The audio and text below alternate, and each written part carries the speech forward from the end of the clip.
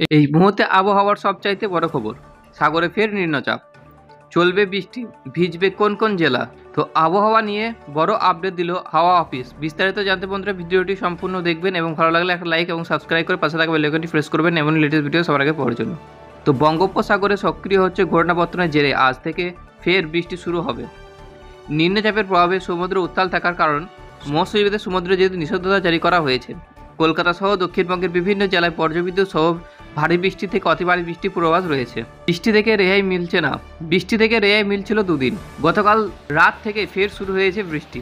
আবহাওয়া দপ্তরের সূত্রে খবর, বঙ্গোপসাগরের উত্তর ও উড়িষ্যা উপকূলে একটি সক্রিয় ঘূর্ণাবর্তন তৈরি হয়েছে। আজ মঙ্গলবার এই ঘূর্ণাবর্তন নিম্নচাপে পরিণত হবে, যার জেরে ফের বৃষ্টি হবে, ভাসবে বঙ্গ। নিম্নচাপের প্রভাবে সমুদ্র উত্তাল থাকবে। আজ মঙ্গলবার চলবে ভারী বৃষ্টি।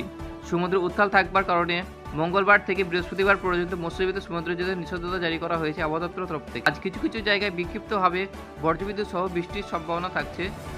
যদিও কলকাতা শুরু হয়েছে বৃষ্টি, যদিও গতকাল রাত থেকে শুরু হয়েছে বৃষ্টি। আজ পশ্চিম মেদিনীপুর, দক্ষিণ চব্বিশ পরগনা, পুরুলিয়া, বাঁকুড়া, বর্ধমান, হুগলি এবং হাওড়া থাকছে মুর্শিদাবাদ বৃষ্টির সম্ভাবনা থাকছে।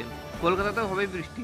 আজ আর্দ্রতাজনিত অস্বস্তিকর থাকবে, মূলত আংশিক মেঘলা আকাশ থাকবে, তার সঙ্গে হতে পারে বিক্ষিপ্তভাবে বজ্রবিদ্যুৎ সহ বৃষ্টি।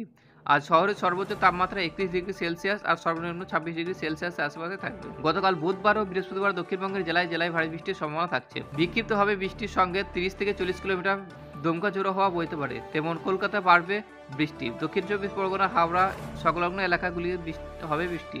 বৃহস্পতিবার পর্যন্ত চলবে বৃষ্টি, তারপর থেকে বদল হতে পারে আবহাওয়া।